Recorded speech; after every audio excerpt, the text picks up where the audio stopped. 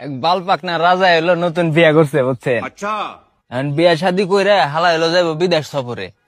এখন বিদেশ সফরে যাইবো, হালাই তো টেনশনে পড়ে গেছে গা। হালার হলো 10টা বন্ধু আছে বুঝছেন। ও চিন্তা করতেছে আমি যদি বিদেশ যাই তাইলে আমার বউরে তো আমার 10 বন্ধু মিলে নগদ বাগা দিয়ে হালাইবো। এখন যাই হোক কি করব বিদেশও যাই পারতেছে না, মেলা দিন হয়ে যায়। পরে মেলা চিন্তা ভাবনা করে বুঝছেন একটা বুদ্ধি জোগাড় করছে। মানে বোর ওই জায়গায় একটা মেশিন লাগাই দিয়ে যাবে বুঝছেন।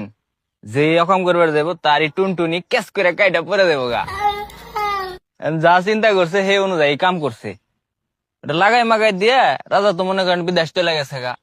এখন বিদেশ যাওয়ার পরে রাজার তো আর ভাল লাগে না, খালি মনের মধ্যে খসর মসুর করে। अच्छा কয় আমি থুয়ে এলাম বউরে, আমার তো 10টা বন্ধু আছে, ওরা তো আমার বউরে দিতেছে কাম হাইরা।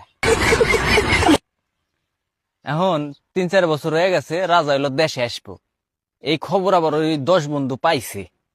পায়ে ওরা তো মনে করেন সেই খুশি হয়ে ওই এয়ারপোর্টে গেছে রাজারে রিসিভ করার জন্য। রাজা করছে কি, ও এর মধ্যে 10 বন্ধু এয়ারপোর্টের বাইরে হলো মনে করেন ওই সিরিয়াল ধরে দাঁড়াই দিচ্ছে। এখন রাজা পেলেন নাইমে এয়ারপোর্ট থেকে ঠাস করে বাইরে এই শহরে মনে করেন 9 জনের প্যান্ট আন্দা খুলে লাইছে একের পর এক।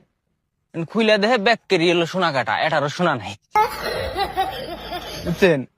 এখন রাজা তো বুঝে গেছে, কই 9 মাদার মিলে তোর বোর কাছে গেছিল, পরে মেশিনে সোনা কাটা গেছে। রাজা তগো উপরে সেই রেগে গেছে গা, কয় তগো আমি এত বিশ্বাস করলাম, তোরা মাদার আমার বোর কাছে গেছিল অকাম করবেন না, তগো আমি পাইতেছি। এখন লাস্টে একজনের প্যান্ট খোলা হলো বাদ আছে বুঝছেন। এখন রাজা কইতেছে, কয় তোর আর প্যান্ট কি খুলুম, তুইও গেছিলি।